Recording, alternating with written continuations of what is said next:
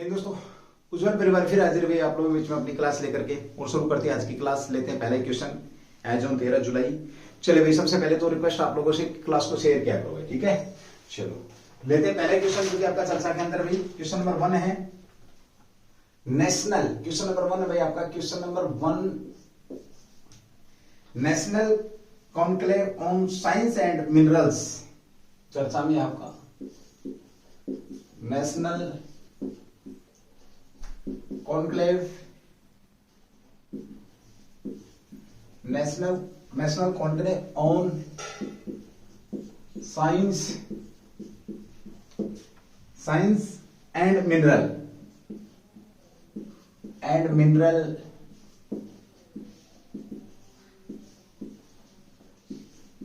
चर्चा में है भाई। चलिए विशावास लेते शेयर करना भाई क्लास को, ठीक है। पहला क्वेश्चन भी आप लोगों के बीच में नेशनल साइंस एंड जो आपका मिनरल है, national conclave on science and mineral. Science और मिनरल के ऊपर जो आपका कॉन्क्लेव है ये आपका चर्चा में है। तो चर्चा में क्यों, सबसे पहले तो बात आती है कि हुआ कहां भाई, ठीक है। पहला ही आंसर इसका आता है, ये कहां पर हुआ है? नई दिल्ली के अंदर किया गया। आपसे सीधा सा पूछे, नई दिल्ली के अंदर हुआ है। कहां पर आयोजन हुआ इसका? तो नई दिल्ली भाई। नई दिल्ली में कब किया गया भाई आपका ये? तो ये बड़ा अच्छा क्वेश्चन बनता है आपका, कब है? तो 12 जुलाई को भाई। कब किया गया आपका ये?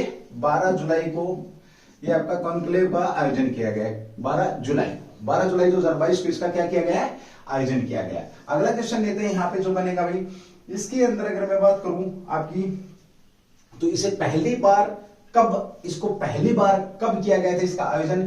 तो पहली बार क्या अगर हम बात करते हैं तो 2016 में ये अवधारणा आई थी इसकी भाई। इसकी 2016 के अंदर अवधारणा आई थी। तो फिर अब पूछे ये national conclave on science and mineral का कौन सा संस्करण कौन सा है? तो संस्करण की अगर मैं बात करता हूं तो ये भाई 22 है। तो कौन सा? 6वां संस्करण है भाई। कौन सा आपका? 6वां संस्करण है। ये भी क्वेश्चन आपका यहाँ पर पूछा जा सकता है, ठीक है। चलिए हमने बात करी national conclave on science and minerals, चर्चा में है। तो नई दिल्ली के अंदर ये हुआ है, 12 जुलाई को आपका हुआ है। पहली बार कब हुआ? 2016 के अंदर हुआ पहली बार भाई आपका। कब हुआ ये आपका? 2016 के अंदर। अब संस्करण कौन सा आपका? 6वां संस्करण है, ये भी ध्यान रखेंगे। अब बात आती है, एक बड़ा ही अच्छा क्वेश्चन है कि ये आपका किस मंत्रालय के अंडर आता है? मंत्रालय की बात कर रहा है यहां पर। ये मंत्रालय कौन सा किस मंत्रालय के अंडर या अधीन आता है? ये भी आपका यहां पर क्वेश्चन बनता है, बेहतरीन क्वेश्चन बनता है भाई आपका। तो किस मंत्रालय के अंदर? तो खान मंत्रालय आपका। कौन सा मंत्रालय भाई आपका? खान मंत्रालय कह सकते हो आप इसको।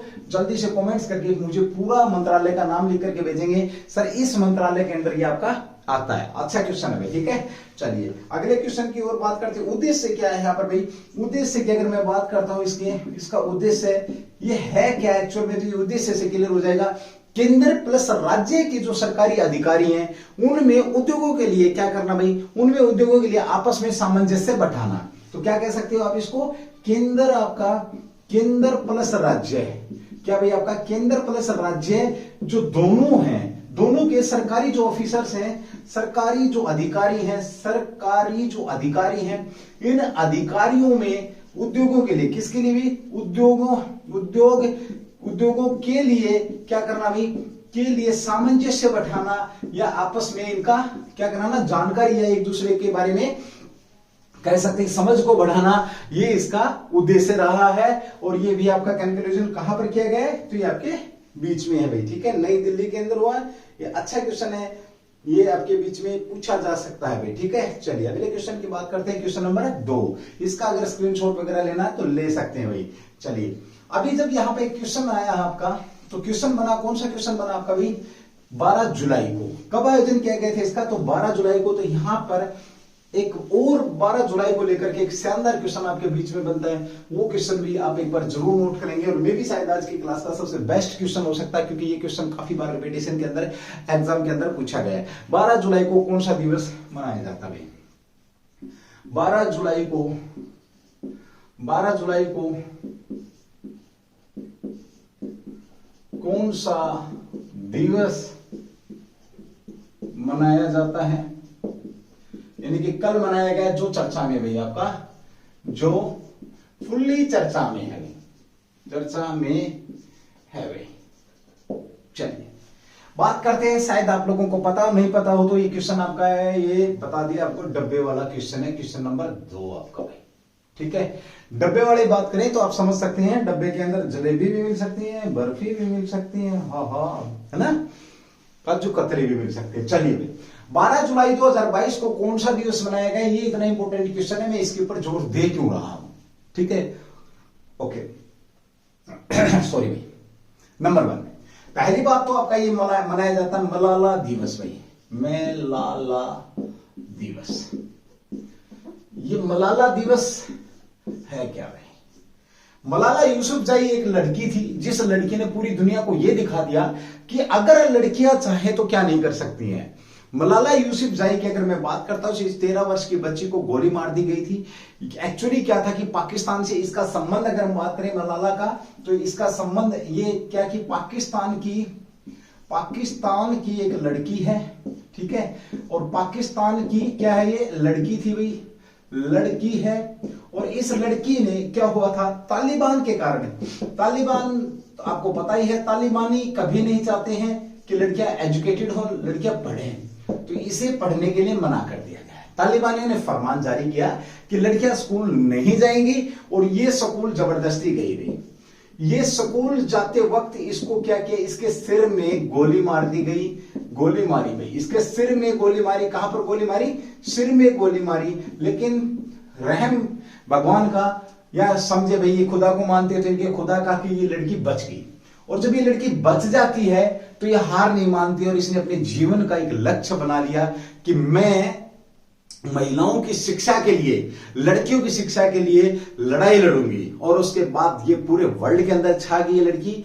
सबसे कम उम्र में नोबेल पुरस्कार कह सकते हो, सबसे कम उम्र में आपका लिबर्टी पुरस्कार इसको दिया गया, और भी बहुत सारे पुरस्कार यहां इसको मिले हैं। और आज इसने वो कर दिखाया जो बड़े से बड़े लोग नहीं करते हैं। तो यूएनओ ने इसके जन्मदिन पर, यूएनओ ने 12 जुलाई, जन्म की बात करें तो इसका जो जन्म था, जन्म इस गुड़िया का जन्म हुआ 12 जुलाई आपका 1997 में भाई। कब जन्म हुआ इसका? 12 जुलाई 1997 में हुआ। उसके बाद यूएनओ ने क्या किया, इसके जन्मदिन को मलाला दिवस की संज्ञा देकर के मलाला दिवस के रूप में इसे मनाना प्रारंभ किया। ठीक है, ये आपका बड़ा शानदार चर्चा का विषय है। अब इसके ऊपर बात करेंगे कि इनके पास कौन कौन से मेडल हैं। शायद ही कोई 2021 में एग्जाम, अगर मैं बात करूं ढंग के लेवल का एग्जाम है, तो यहां से जरूर क्वेश्चन आता है। इंटरनेशनल लेवल से अगर क्वेश्चन पूछा जाता था तो उस समय काफी साल ट्रेंड में रहे इनके क्वेश्चन।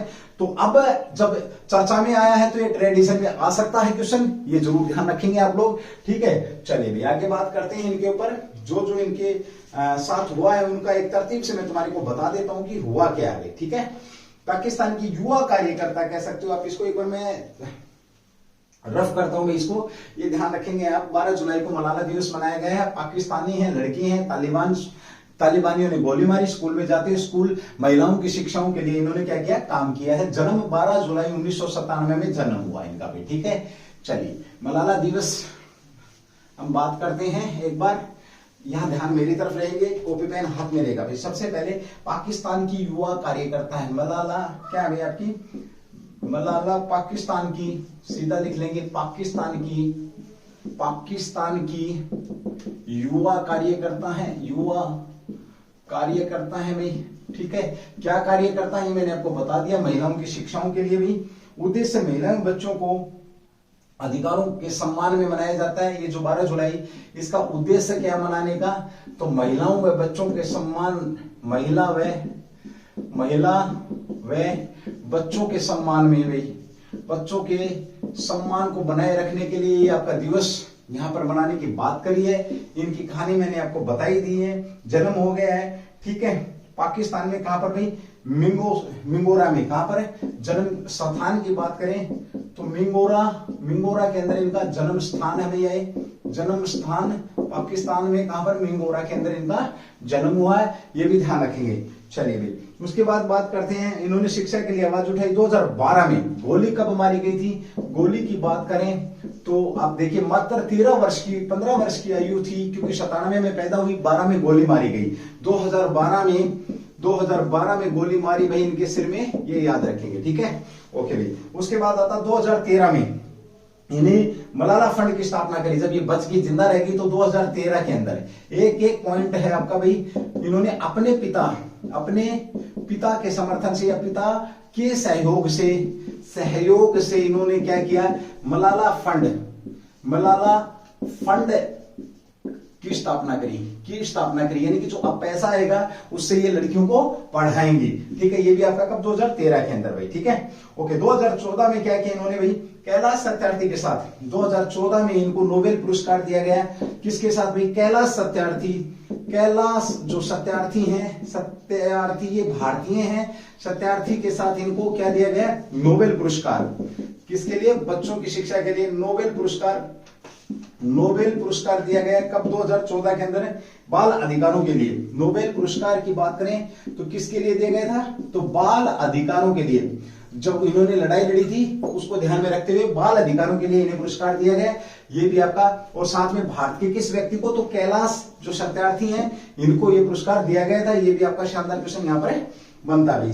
ओके, संयुक्त रूप से दिया गया था, याद रखेंगे। ओके, उसी के साथ बात करते हैं, शांति पुरस्कार विजेता भी बनी आपकी 2014 में, इसी के साथ शांति पुरस्कार भी मिला इनको। साथ में बात करते हैं 2014 के अंदर, 2014 में सबसे कम आयु की कह सकते हो क्या, लिबर्टी पुरस्कार प्राप्त करने वाले भी यही बनी है। लिबर्टी, कौन सा पुरस्कार जीता इन्होंने भाई, लिबर्टी पुरस्कार जीता है 2000, कब आपका, 2014 में ही। 2014 में सबसे कम आयु की लिबर्टी पुरस्कार,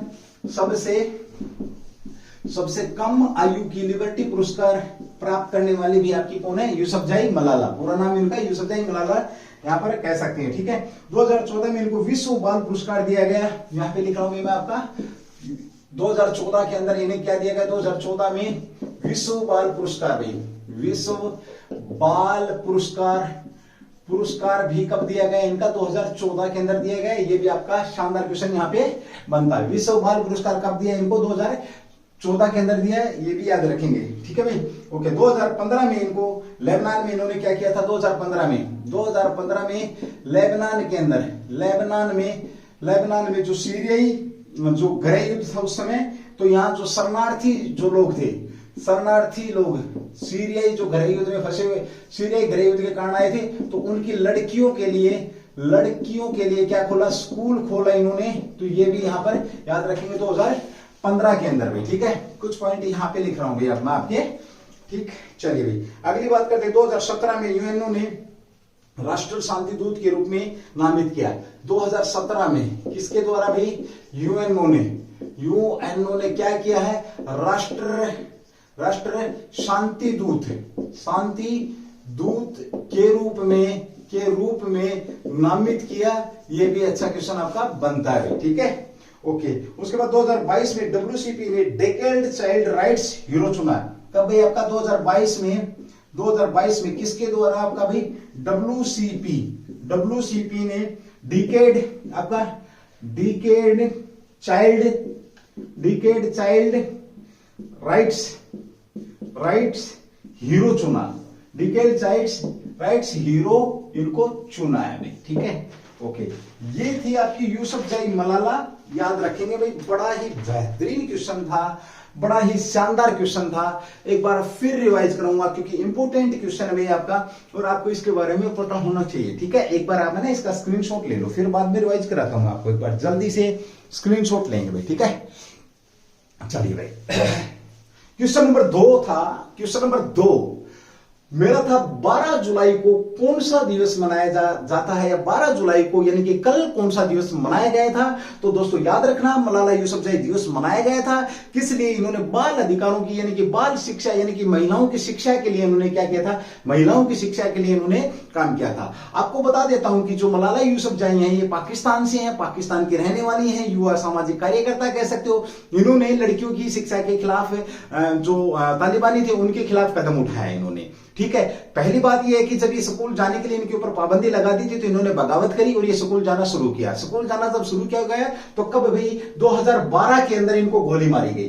2012 के अंदर पाकिस्तानी तालिब फरमान के खिलाफ भी अगर ये स्कूल में गई हैं उनके खिलाफ स्कूल ज्वाइन किया इन्होंने, तो इनके गोली मारी गई, सिर में गोली मारी गई, लेकिन ये बच गई। उस बचने के बाद क्या हुआ, ये हाईलाइटेड हो गई और 2013 में इन्होंने अपने पिता के साथ एक फंड का स्थापना करी जिसे मलाला फंड के नाम से भी जाना जाता है। इसी फंड ने आगे चल करके आपका 2015 में लेबनान के अंदर जो सीरियाई शरणार्थी आए थे उनकी लड़कियों के लिए 2015 में उनकी लड़कियों के लिए स्कूल खोला था इसी फंड की मदद से। 2014 में कैलाश सत्यार्थी के साथ इन्हें नोबेल पुरस्कार दिया गया था। नोबेल पुरस्कार बाल जो अभियान था अधिकारों के लिए, उसके लिए साथ में अगर ये क्वेश्चन और भी आपका बनता है मलाला यूसुफजई के साथ किस भारतीय को, तो कैलाश सत्यार्थी को दिया गया था।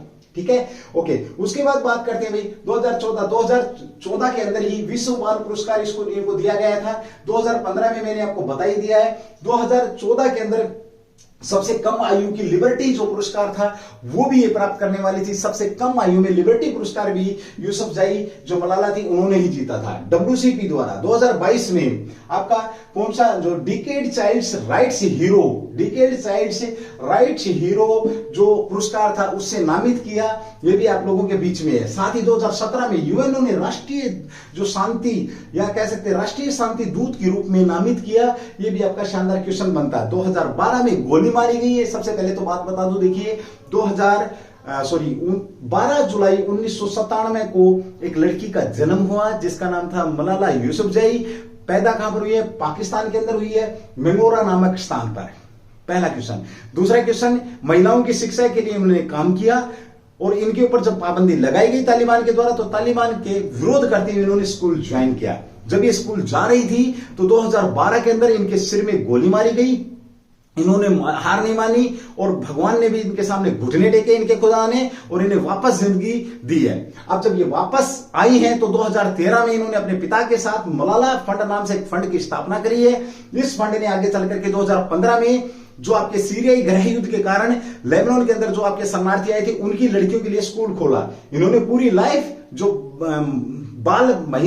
बालिकाएं हैं उनके लिए इन्होंने लड़ाई लड़ी है। 2014 के अंदर मलाला को क्या दिया गया है, नोबेल पुरस्कार दिया गया है। साथ में कौन थे, कैलाश सत्यार्थी थे भारत के, उन्हें भी दिया गया भाई। ठीक है, ओके। 2014 में सबसे कम आयु की लिबर्टी पुरस्कार जीतने वाली भी आपकी यही है। 2015 में इन्होंने स्कूल की स्थापना करी। 2017 में यूएनओ ने राष्ट्रीय शांति दूत के नाम से इनको नामित किया और साथ में 2022 के अंदर इन्हें WCP द्वारा डिकेड चाइल्ड राइट्स हीरो पुरस्कार प्रदान किया।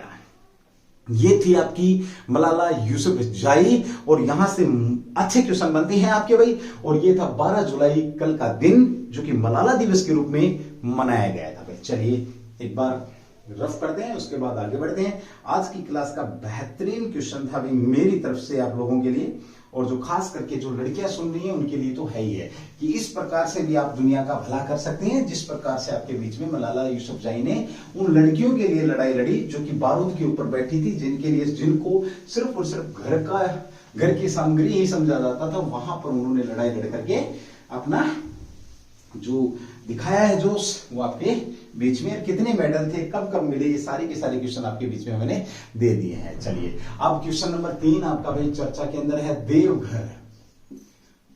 आपका क्या, देवघर आपका चर्चा में भी आपका देवघर एयरपोर्ट का उद्घाटन। देवघर एयरपोर्ट का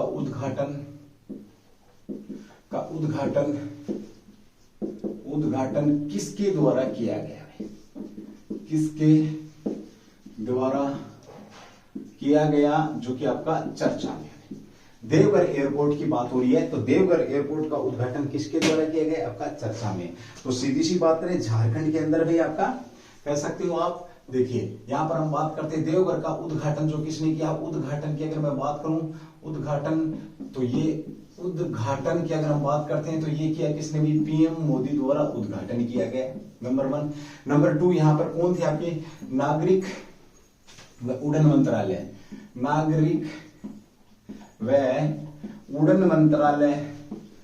मंत्रालय के मंत्री थे। ठीक है, साथ में और कौन थे भी, तो हेमंत बिस्वा साहब भी थे। कौन थे, हेमंत साहब थे यहां पर साथ में भाई। ठीक है, अब सुनने में सर बड़ा प्यार से नाम दे रहे हैं आप अपना ना, हेमंत साहब, हेमंत सोरेन थे, बिस्वा नहीं, हेमंत सोरेन यहाँ पर क्या थे, इनके साथ थे। तो यहां पर इन्होंने किसका उद्घाटन किया है, तो ये आपके बीच में है भाई, ठीक है। ओके, साथ में हम बात करते हैं तो उड़न नागरिक उड़न मंत्रालय किसके पास, आपको पता है,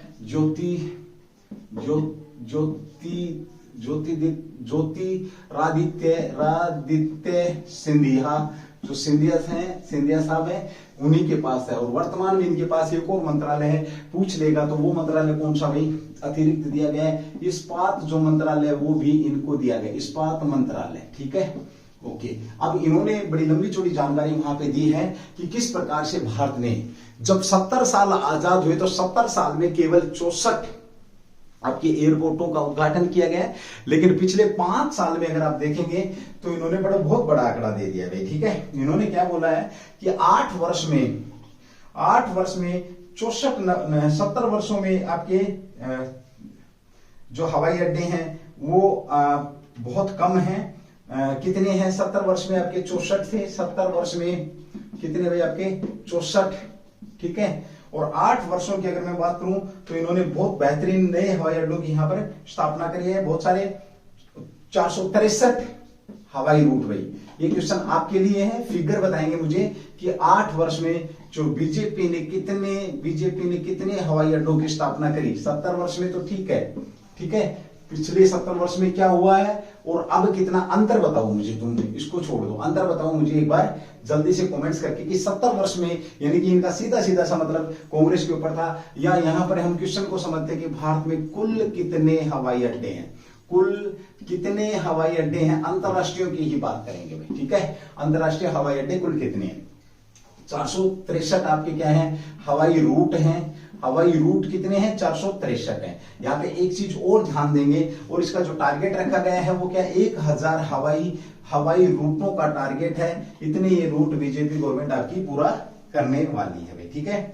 चलिए, मोहम्मद सरेन उपस्थित है। अब राजधानी की अगर मैं यहाँ पर बात करता हूं, देखिए झारखंड की, तो झारखंड की राजधानी की अगर हम बात करते हैं तो ये रांची है, कौन सी आपकी, रांची है। और ये वही रांची है जहां से आपकी कौन सी रेखा, जल्दी से मुझे नाम बताएंगे कि कौन सी रेखा झारखंड की राजधानी रांची के पास से, भारत की एकमात्र स्टेट की राजधानी के सबसे नियरेस्ट से गुजरती है, कौन सी रेखा भाई आपकी। चलिए अगले क्वेश्चन की बात करते हैं यहाँ पर। तो झारखंड की राजधानी में राज्यपाल कौन है आपकी, रमेश साहब हैं, रमेश बेस हैं। विधानसभा सीटें की बात करें तो 82 हैं। राज्यसभा की अगर हम बात करते हैं तो आपकी 6 हैं। लोकसभा की सीटों की बात करते हैं तो कितनी है आपकी, 14 है, ठीक है।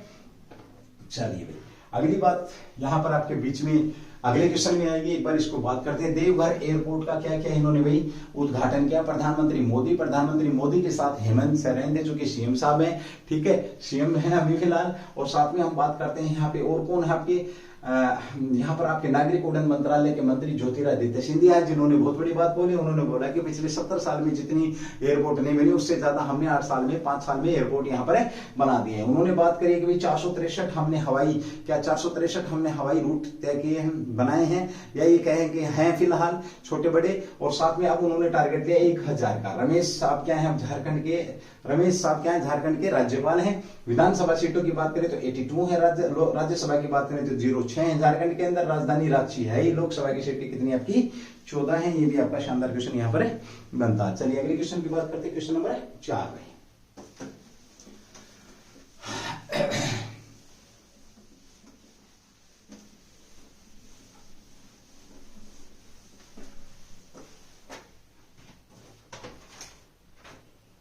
सूरकुंडा देवी मंदिर किस राज्य में स्थित है, जो कि आपका चर्चा में है। सूरकुंडा, क्वेश्चन नंबर 4, सूरकुंडा देवी मंदिर पिछले दिनों चर्चा में था। यह कहां है, बड़ा हाईलाइटेड था भाई ये। आपको पता सूरकुंडा देवी मंदिर की अगर मैं बात करता हूं तो ये आपका पिछले दिनों, सबसे पहले तो ये जो मंदिर आपका सती माता का मंदिर माना जाता है, सती देवी का मंदिर माना जाता है, ठीक है, सती देवी का मंदिर माना जाता है, ये भी याद रखेंगे, ठीक है। ये है कहां पर भाई आपका, तो यूके बोले तो उत्तराखंड के अंदर है। और ये चर्चा में क्यों था, तो जो हम कह सकते हैं जो हवा के अंदर जो आपको झूले वाली जो ट्रॉली नहीं है, वो ट्रॉली बीच में फंस गई थी, उसको लिख लेंगे आप एक बार, ये चर्चा में क्यों था। इससे पहले लिखेंगे यूके उत्तराखंड के अंदर टिहरी, कहां पर भैया आपका, टिहरी जिले में, टिहरी जिले के अंदर है ये आपका, कहां पर है, टिहरी जिले में है। साथ में हम बात करते हैं चर्चा में क्यों था, तो कद्दू खाल के मध्य आपका रोप वे, सूरजकुंड देवी मंदिर व आपका कद्दू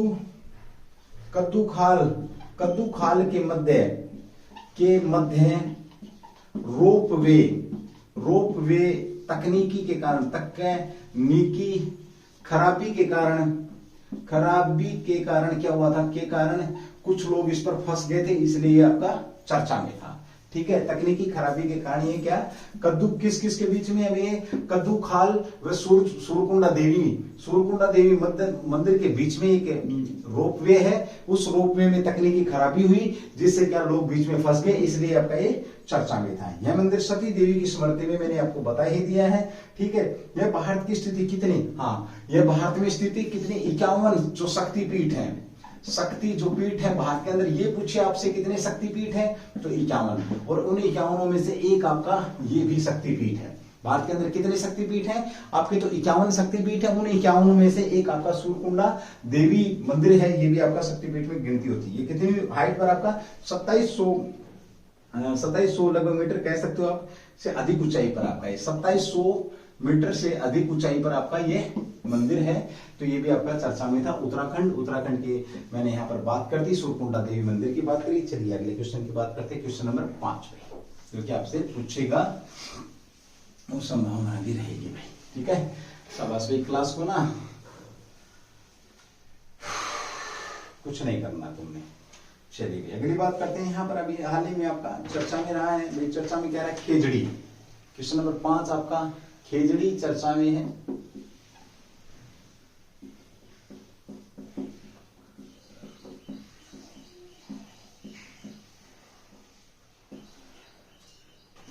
खेजड़ी चर्चा में है।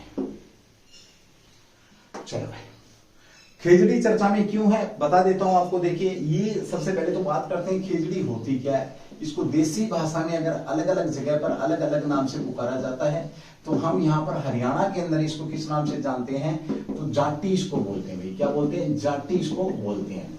ये कम पानी में क्या होती है, ये कम पानी और अधिक गर्मी सहन करने वाला पेड़ होता है आपका। क्या, कम पानी लेता है और अधिक गर्मी सहन करता है, सहन करता है भाई। ठीक है, ओके। अब चर्चा में क्यों बात करेंगे भाई, साथ ही हम बात करते हैं राजकीय वृक्ष। राजस्थान का क्या है ये, राजस्थान का राजकीय वृक्ष है, राजकीय वृक्ष पूछे राजस्थान का, तो खेजड़ी ही है, यानी कि जाटी जिसको बोलते हैं आप लोग। हवन, ये पवित्र वृक्ष माना जाता है। क्या माना जाता है, ये हिंदुओं में भी पवित्र वृक्ष मानते हैं। इसको कैसे मानते हैं, आपने देखा होगा, कोई भी हवन या कोई भी अगर पवित्र कार्यक्रम होता तो उसके अंदर जो हवन वगैरह में जाटी की लकड़ी या चंदन की लकड़ी ही यूज करी जाती है, याद रखना इस बात को। अब क्या हुआ, क्या है राजस्थान के अंदर, क्या हुआ, राजस्थान में बिश्नोई जो समाज है, बिश्नोइयों ने इनके खिलाफ, बिश्नोई जो समाज है, बिश्नोई समाज वैसे भी हाईलाइटेड रहता सलमान खान को लेकर के ना, आज तक पीछा नहीं छोड़ा इस समाज ने उसका। ठीक है, तो बिश्नोई समाज ने एक यहाँ पर क्या राजस्थान के अंदर ये कह सकते हैं कि इनको गवर्नमेंट किसी प्रोजेक्ट को लेकर के इनको कटवा रही है, अब वो इसके खिलाफ है, बिश्नोई समाज इसके खिलाफ होगा, वो इसको काटने नहीं दे रहे हैं, खेजड़ी की कटाई को लेकर के। ठीक है, हुआ क्या, अभी जो आपका राज्य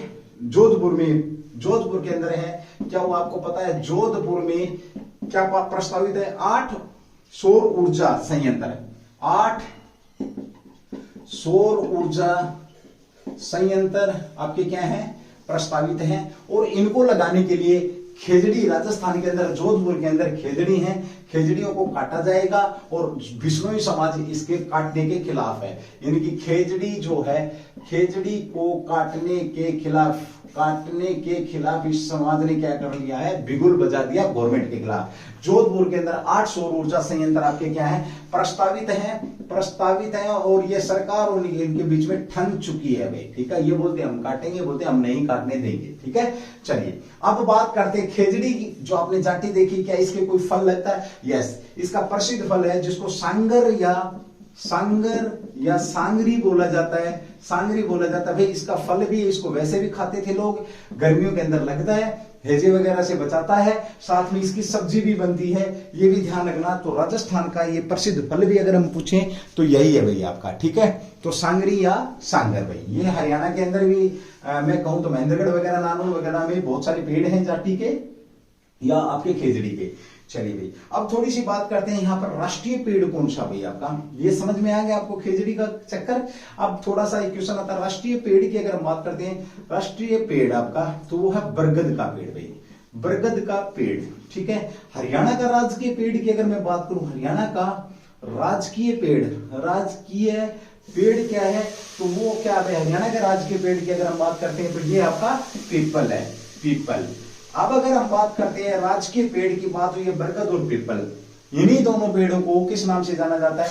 बड़े बूढ़ों का वेंटिलेटर, बड़े बूढ़ों का वेंटिलेटर के नाम से भी, यानी कि क्यों आपको पता सबसे ज्यादा ऑक्सीजन छोड़ता है आपका पीपल, रात के दिन भी ऑक्सीजन छोड़ते हैं, दिन में भी, रात और दिन दोनों समय में ऑक्सीजन, और पेड़ आपके रात को कार्बन डाइऑक्साइड छोड़ते हैं लेकिन ये रात को भी ऑक्सीजन छोड़ते हैं। इसलिए जब पहले कभी किसी बड़े बुजुर्ग को तकलीफ होती थी तो उसकी बढ़िया पीपल के पेड़ के नीचे चारपाई डाल दी जाती थी, इसीलिए बोला जाता है बड़े बूढ़ों का वेंटिलेटर के नाम से किसको जाना जाता है, इन्हीं पेड़ों को जाना जाता है।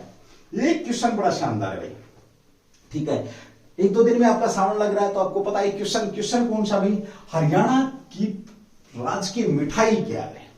हरियाणा की, सर कहां से क्वेश्चन लेके आ गए भैया? हरियाणा की राजकीय मिठाई भाई, राजकीय मिठाई की अगर हम बात करते हैं तो वो आपका गोंद का लड्डू भाई, गोंद का लड्डू, ठीक है, ओके। दूसरे नंबर पर क्या आता है आपका? जलेबी भाई, जलेबी। और मुझे जल्दी से कमेंट्स करके बताएंगे विशेष तौर पे, क्योंकि देखिए हरियाणा वाले लोग रहे हैं, जलेबी को अंग्रेजी में क्या कहते हैं, ठीक है, ओके। उसके बाद तीसरे नंबर पर अगर हम बात करते हैं तो आ जाता है आपका घेवर भाई, घेवर, ये भी राजकीय मिठाई के अंदर आता है आपका। देखो गोंद का लड्डू, अरे अजवान का लड्डू मत कर देना भाई, ठीक है, गोंद का लड्डू, साथ में आपका जलेबी और साथ में आपका घेवर, ये आपकी क्या है हरियाणा की प्रसिद्ध मिठाई। यहां पर हमने बात करी है, एक लास्ट क्वेश्चन मेरा हरियाणा को लेकर के, जब राजस्थान की बात हुई है तो हरियाणा का राजकीय फल क्या है, जल्दी से कमेंट्स करके मुझे बताएंगे। हम चलते हैं अगले क्वेश्चन की तरफ, क्वेश्चन नंबर 6 जो कि आपके बीच में आने वाला है, ठीक है। चलिए अगले क्वेश्चन की बात करते हैं, क्वेश्चन नंबर 6 जिसके ऊपर हमें बात करेंगे भाई।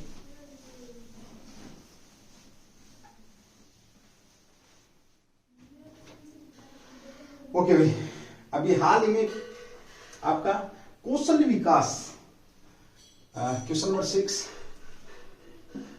कौशल विकास करने के लिए या कौशल विकास को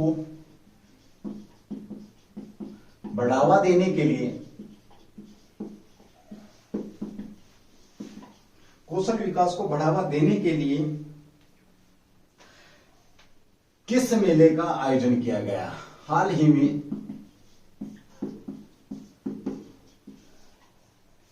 में किस मेले का आयोजन किया गया?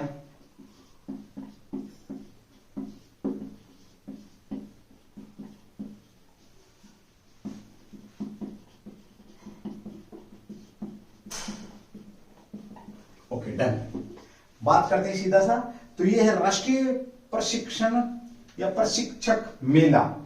कौन सा भाई? राष्ट्रीय प्रशिक्षक मेले का आयोजन किया गया। इसका उद्घाटन किसने किया है? तो पीएम मोदी द्वारा क्या किया गया? इसका उद्घाटन किया गया, ठीक है भाई, पीएम मोदी के द्वारा क्या किया गया? इसका उद्घाटन किया गया। कब हुआ भाई? आपका 11 जुलाई 2022 को इसका उद्घाटन किया गया। कहां पर हुआ ये? कहां पर अगर हम बात करते हैं तो देखिए एक्चुअली कहां पर हो लगा ये मेला? पूरे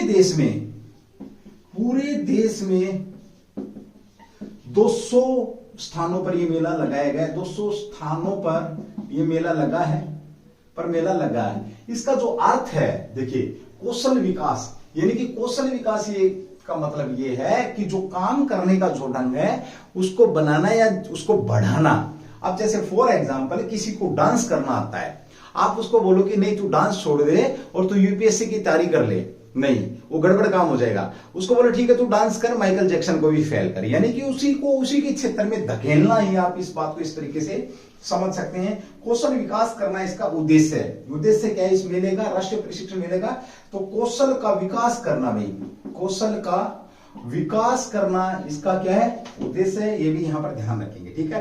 किस मंत्रालय के अंदर आता है आपका? कौशल विकास मंत्रालय। किसके अंदर आता है आपका ये? कौशल विकास मंत्रालय के अंदर ये आ रहा है। और किस कार्यक्रम का हिस्सा है? तो आजादी का अमृत महोत्सव के अधीन ये आपका कार्यक्रम यहां पर किया गया, इस मेले का उद्घाटन किया गया। आजादी का अमृत महोत्सव है, ठीक है। ये भी यहां पर आपका अच्छा क्वेश्चन यहां पर बन जाता है। अब यहां पर एक और है भाई, इसी के साथ एक और आपने सुना होगा, मिशन कुशल कर्मी। क्या सुना होगा आपने? ये भी चर्चा में है, मिशन कुशल कर्मी। ये भी एक किस्म से आप कह सकते हो जो जिस काम में बंदा कुशल है, कह सकते हो। जैसे इसको भी कहां पर, इसका भी आयोजन कहां पर किया गया? आपका दिल्ली के अंदर किया गया इसका आयोजन, ठीक है। और दिल्ली में मतलब ये कि जो श्रमिक जो लोग हैं वो जितने ज्यादा कुशल होंगे उतने ही क्या देश प्रोग्रेस करेगा आपकी। तो ये कुशल आपका कर्मी कह सकते हो, कुशल कर्मी।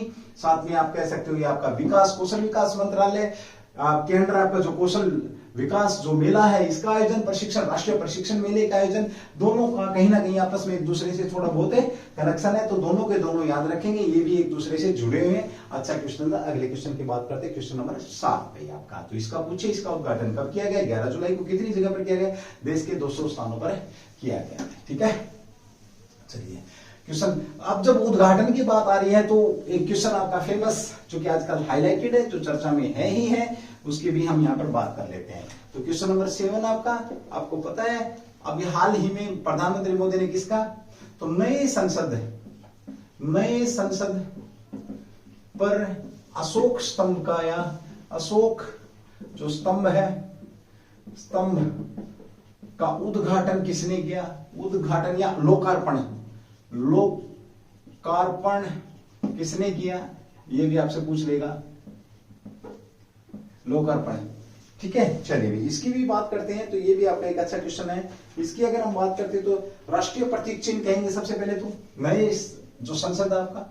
तो नया संसद, देखो इससे पहले कि इस क्वेश्चन का आंसर दें हम, यहाँ पे 3, 4, 5, 7 क्वेश्चन आपके। सबसे पहले तो नया संसद बना कौन रहा है?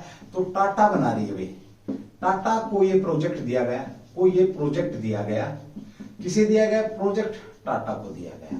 और जो आपका अशोक स्तंभ की बात करते तो राष्ट्रीय प्रतीक चिन्ह, राष्ट्रीय जो प्रतीक चिन्ह है आपका, ये भाई इसका मोदी साहब ने क्या किया है? लोकार्पण किया है, यानी कि लोगों के बीच में इसको दिखाया है, ठीक है। ओके, कौन कौन लोग इसके साथ थे? तो एक राज्यसभा से थे, राज्यसभा प्लस आपके ओम बिड़ला साहब इनके साथ थे, बिड़ला साहब।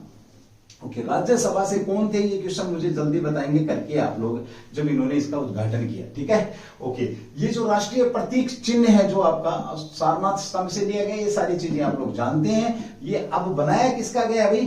कांस्य का बनाया है, याद रखना, जिसको ब्रोंज के नाम से डालते हैं आप, ब्रोंज। ये कांस्य का बना हुआ है, ब्रोंज का बना हुआ है। और सिंह की मुद्रा में है आपका, किसकी मुद्रा में? शेर है। हाँ, उससे मुझे याद आया, आज विपक्ष ने एक पॉइंट उठाया कि जो यहाँ पर जो अशोक स्तंभ के अंदर जो सिंह लगे हुए हैं वो क्रोधित मुद्रा में है, जबकि जो एक्चुअल में जो सिंह होने चाहिए वो शांत मुद्रा में होने चाहिए। ये इस टाइप का भी वैसे भी विरोध तो होता ही है, विपक्ष ने इसका विरोध किया है, याद रखेंगे। लंबाई की बात करें इस अशोक स्तंभ के राष्ट्रीय चिन्ह की सारनाथ से जो लिया गया है, तो यह 6.5 मीटर की हाइट है इनकी। वजन की अगर मैं बात करूं तो ये 9500 kg क्या है? वजन है। और संसद भवन की छत के ऊपर ये लगाया है, तो मैंने एक बात बोली, क्या एक ऑब्जेक्शन आया इसके ऊपर। ऑब्जेक्शन क्या है कि जो शेर है वो क्रोधित मुद्रा में है। नहीं है भाई, शेर देखने की बात है, जो आप देख क्या रहे हैं, शेर है वो शांत मुद्रा में ही है, शांत मुद्रा में ही होने चाहिए। आप क्वेश्चन पूछेगा कि अशोक सारनाथ के अंदर जो सिंह लगे हैं वो किस प्रकार की मुद्रा में है, तो शांत मुद्रा के अंदर है। विपक्ष ने इसे गैर संवैधानिक बताया, खास करके ओवैसी ने बोला कि ये गैर संवैधानिक है। राहुल गांधी ने क्या बोला कि बहुत सारी दूसरी जो पार्टियां थी उनको क्यों नहीं बुलाया गया, संसद को क्यों नहीं बुलाया गया, संसद में विपक्ष भी होता है। ठीक है, चलिए भाई इसके ऊपर हम बात नहीं करेंगे, बस इतना। इसका भी उद्घाटन अभी हाल ही में हुआ है, तो ये भी आपके बीच में क्वेश्चन है, जल्दी से मुझे बताएंगे कि कब हुआ इसका उद्घाटन। ठीक है, क्वेश्चन का जवाब बहुत कम लोग देते हैं मेरे ख्याल में, या तो सुनते नहीं है या क्वेश्चन तक पहुंच नहीं पाते हैं। मैं क्वेश्चन का आंसर जरूर एक बार चेक करता हूं, और आंसर मैं भी नहीं देता हूं, है ना। आप बोल सकते हैं सर हम नहीं देते, तो आप भी तो अगली क्लास में आंसर नहीं दे रहे। आगे से जो क्वेश्चन छोड़े जाएंगे उन क्वेश्चनों का आपको अगली क्लास के अंदर आंसर दे दिया जाएगा, ये याद रखना भाई। अगले क्वेश्चन की बात करते हैं, क्वेश्चन नंबर 8 जो कि आपके बीच में है। अच्छा क्वेश्चन रहेगा भाई आपका ये भी। चलिए बात करते हैं आपका आपके चांगवोन चर्चा में है भाई, आपका चांगवोन चर्चा में है।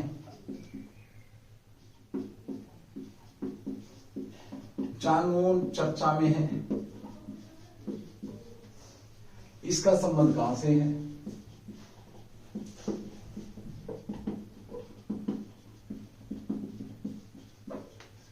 चांगवोन चर्चा में इसका संबंध कहां से है? बड़ा ही शानदार क्वेश्चन है भाई यहाँ पे।